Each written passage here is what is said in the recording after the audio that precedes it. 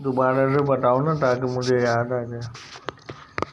हर तरफ नमाज, हर तरफ नमाज, पूरे दिन पानी पीना तो दुआ नहीं हो देता।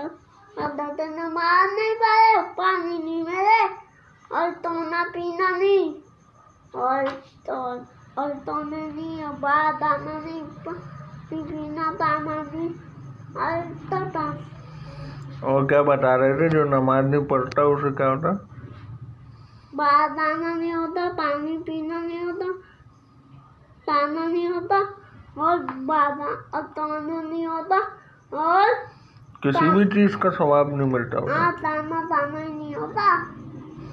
पानी पीने का भी सवाब नहीं मिलता। हाँ, बस नमाज पढ़ते हर तरफ नमाज है। हर तरफ हाँ, नमाज है। हाँ।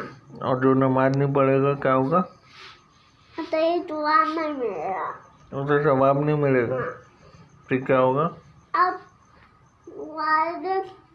बस 2 बार नमाज पढ़ी है और 3 बार धोई है तो ये अच्छा दुआ मिलेगा।